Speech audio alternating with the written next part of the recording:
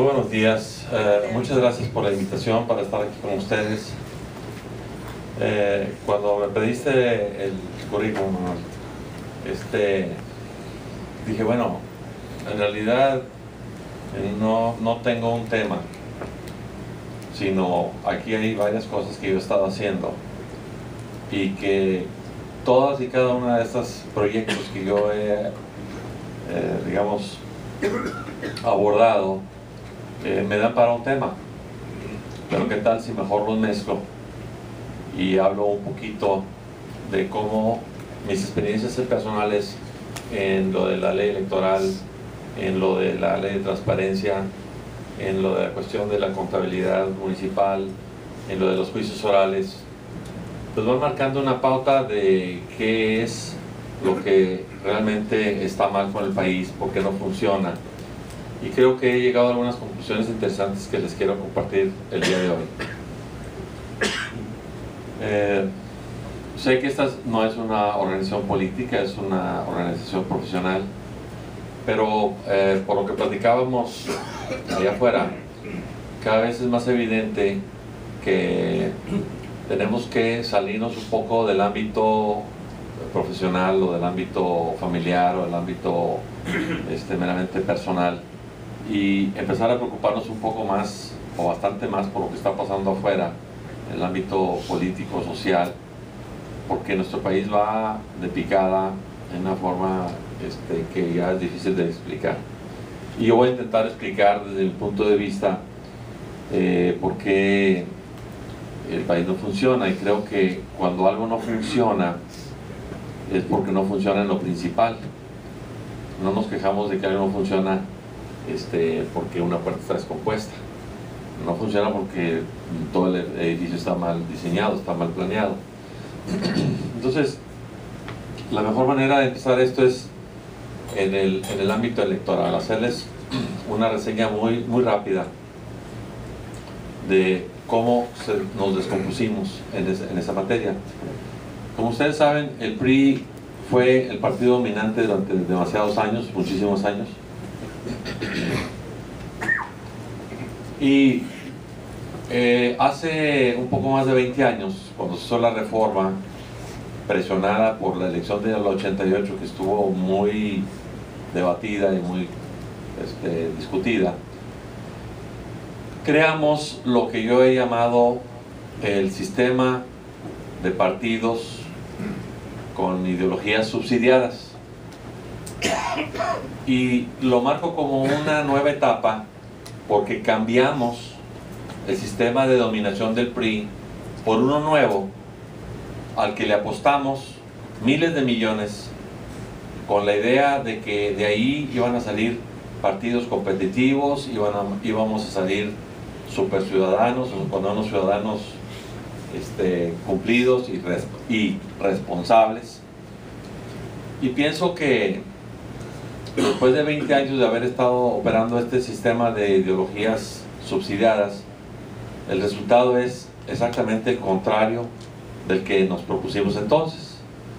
Y yo he estado insistiendo en que si queremos que el país cambie, tenemos que ir a la cabeza, a cambiar el sistema político, que es el que genera el órgano pensante que le da voluntad, dirección a todo el cuerpo social, a todo el Estado. Y por eso empiezo con el tema de la política. Y luego quiero ir a ver cómo la disfuncionalidad de la política genera otras disfuncionalidades que se van perpetuando y se van multiplicando. Este sistema de ideologías subsidiadas es uno en donde por primera vez el país, el legislativo y todo el concierto de estados que se requieren para cambiar la Constitución decidieron que había que subsidiar a los partidos para que, según esto, de la confrontación ideológica surgieran las soluciones.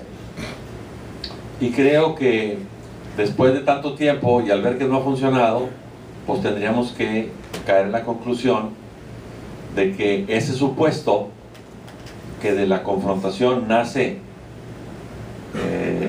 la inteligencia, está equivocado. Yo creo que la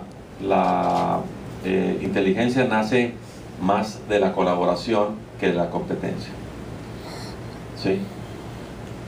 La discusión de ideas no necesariamente genera claridad.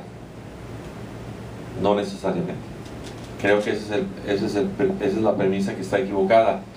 ¿Y qué ha sucedido? Bueno, pues lo estamos viendo ahora, 22 años después. Ninguno de los tres partidos, me refiero a los principales, ya no hablaría yo de los otros que están ahí para, digamos, crear ciertos obstáculos a la entrada de otros de la participación ciudadana. Están ahí para distraer, no para realmente solucionar algo. Los tres principales están atorados porque ninguno de ellos tiene mayoría en el Congreso, y entonces extremadamente difícil sacar acuerdos para aprobar leyes. El PRI y el PAN hacen alianza en ciertas cosas contra el PRD, el PRD y el PAN se alían en ciertas cosas contra el PRI, y el PRI y el PRD en otras cosas se alían contra el PAN. Entonces no tenemos un Congreso funcional, tenemos un Congreso muy disfuncional. Y entonces vemos que cuestiones que deberían de haberse resuelto hace 15 años o más, como una nueva ley federal del trabajo o el tema que ustedes quieran, pues se vienen arrastrando y arrastrando y arrastrando y arrastrando, y nunca se resuelven. En el terreno político, el caso de las candidaturas independientes es, yo diría, el ejemplo perfecto. Es simplemente un punto en donde el sistema político no ha cedido, porque ingresar a los ciudadanos para poder participar, aunque sea como alcaldes del pueblo, cambia toda la ecología del sistema y produce resultados totalmente diferentes que no son favorables a los partidos, porque habría una válvula de escape en el monopolio que los partidos tienen, y no quieren esa válvula de escape. La válvula de escape la diseñaron en este gran sistema a través de crear estos otros partidos chiquitos. Dicen, no, mira, está cubierto todo el espectro ideológico. Si no te gusta el PAN, el PRI o el PRD, hay estas otras opciones, está el PANAL, o está el PT, o está Convergencia, que ahora se llama de otra manera, en fin. Entonces nos quejamos de que el ciudadano no participa, pero es que el sistema está hecho para que no participe. Está hecho para que el ciudadano no pueda realmente aportar a los cambios. Y se puede decir que yo he sido uno de los ciudadanos que he estado terqueando en diversos temas, y la experiencia frustrante que he pasado en uno y otro caso, pues son en cierta forma una demostración de que no es fácil, y no solamente no es fácil, sino que no llegas al destino, no logras influir lo suficiente. Por ejemplo,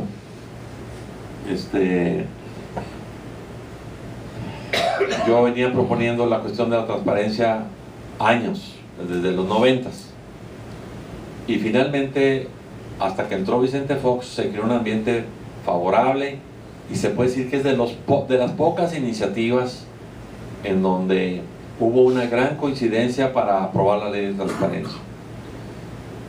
Pero ¿qué es lo que finalmente se aprobó? No es una ley de transparencia. En primer lugar, debo decir, es una ley un poco mentirosa, porque en el título hay un engaño. Es una ley que se refiere más al acceso a la información y no tanto a la transparencia. Voy a poner un ejemplo. Acceso a la información es que yo pueda tener una copia del documento del acta de cabildo. Eso es acceso a la información. Y transparencia es tener acceso al proceso, es decir, que yo pueda ir a presenciar el cabildo mientras está discutiendo, mientras está debatiendo. ¿Podemos ir a ver las sesiones de cabildo? Puede ser, sí, quizá en muchos casos.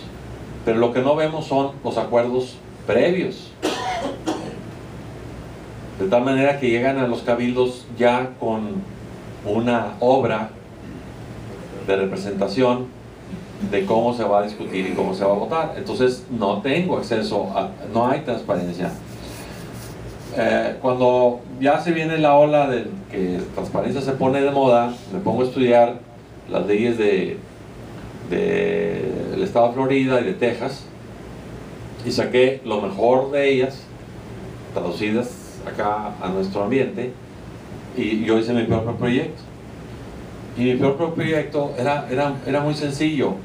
En primer lugar, sí era verdaderamente transparencia, porque garantizaba el acceso a las discusiones. Sigo con otro ejemplo. En Florida, cuyas leyes se llaman Sunshine Laws, las leyes de la luz del sol, porque a la luz del sol pues, todo se puede observar. Tenían cosas tan radicales como que, por ejemplo, los regidores no podían intercambiarse correos si era fuera de las sesiones. Cualquier discusión sobre un tema que le corresponda al cabildo y que estuviera siendo discutido por fuera de la sesión, esos correos, esas conversaciones tendrían que ser automáticamente parte del récord de lo que se iba a considerar información pública, no información privilegiada. Entonces, la plática privada o el intercambio privado entre dos regidores, si el tema es público, se convierten automáticamente en un documento público. A ese extremo. Y por supuesto que nuestra ley que aprobamos no tiene nada de eso. Yo digo que mi proyecto me lo empeoraron. O sea, pasó por el Congreso, tuve oportunidad de influir con Vicente Fox personalmente, con Pancho Barrio, que estaba en la Contraloría, con toda una serie de funcionarios, que algunos cuyos nombres no recuerdo, Sergio López Ayón, en fin, había varios. Y algunas cositas de las que yo propuse las aprobaron. Por ejemplo, que si yo voy a un órgano, a una digamos oficina, y finalmente no logro obtener lo que yo quiera, me puedo ir a pedir un amparo directamente. O sea, mi propuesta era: no crean en la ley, que no se cree en la ley un órgano de decisión en donde puedo ir a pedir revocación, porque entonces la ley de amparo ya no funciona. Tengo que ir a agotar el recurso antes de irme a la ley de amparo. No me hagas perder el tiempo. Si no me diste la información aquí, déjame irme al amparo directamente. El otro gran fracaso de la ley de transparencia, como quedó, es que la ley de transparencia no tiene nada. No hay una sola disposición en donde te garanticen que tienes acceso a las sesiones, al proceso en donde se genera la información. Entonces tenemos la Suprema Corte de Justicia actualmente, por ejemplo, ha hecho públicas sus sesiones, pero no hace pública la sesión previa, que es donde verdaderamente se discute y donde se ajusta, y luego ya nada más llegan a hacer este teatro de una supuesta discusión en donde ya la discusión es controlada, y ya saben los ministros qué posición tiene cada ministro, porque parece que al gobierno no le gustan las sorpresas, no le gusta perder el control de lo que va a pasar. No quieren una verdadera discusión en la corte. Entonces yo veo eso y digo, pues todo esto es una mofa, por eso no funciona. Vivimos, hago un paréntesis, vivimos en una era que por un lado se llama la era de la información, la era digital, pero hay otras personas que, viendo las cosas desde otro punto de vista, la clasifican como la era de la turbulencia, la era del cambio, la era del caos, y que no quiere decir más que del cambio repentino, el cambio sorpresivo, porque va todo tan acelerado que cuando menos lo esperas surge una nueva tecnología, surgen clientes mucho más exigentes, tenemos la globalización, tenemos el internet. Entonces las organizaciones que están construidas bajo el paradigma burocrático, bajo la idea de que yo puedo ordenar todo en cuadritos, no es por criticar a los ingenieros, pero es mucho una mentalidad muy causa-efecto, ¿sí? Pues hay otro mundo que no funciona así, es el mundo caótico, el mundo de los seres vivos, el mundo de todo lo que vive y respira, que es eminentemente caótico y cambiante, ¿sí? Y donde las cosas aprenden a través de evolución y a través de cambiar el DNA o el ADN, como le quieran llamar. Y ese mundo muchas veces no lo podemos capturar en una forma piramidal, con pura lógica causa-efecto. La lógica causa-efecto, yo no tengo nada en contra de eso, es muy buena. Y una gran parte de las soluciones que tenemos son de ese tipo. Pero también hay que reconocer que hay otro mundo paralelo que no se somete a ese análisis. Y actualmente los gobiernos están en todo lo que es el ejecutivo construidos bajo la teoría de la pirámide y la teoría de que todo se puede ordenar y todo el mundo puede tomar una función clara y todo va a funcionar bien. Y en la práctica no funciona. ¿Por qué? Por las razones que estoy diciendo. Porque los cambios, las presiones para el cambio vienen mucho más a prisa que lo que estamos cambiando. Y cuando nosotros en México hacemos las cosas al revés, y lo voy a estar demostrando a lo largo de esta breve plática, entonces no solamente no atajamos la pelota, no solamente no resolvemos el problema, no, los hacemos peor. Y lo van a ver más claro cuando hable del problema de la inseguridad. Entonces, ¿qué sucede? Yo hago mi proyecto de ley, lo llevo con Fox, lo llevo con los que intervinieron en hacer esto, desde a Los Pinos, y les demuestro que no necesitamos, se lo dije a Vicente en persona, no necesitábamos una ley de transparencia.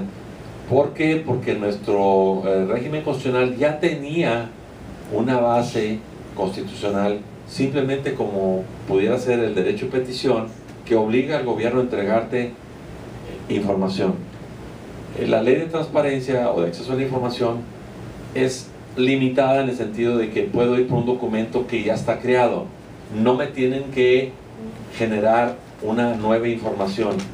No se vale pedir información que no está ahí.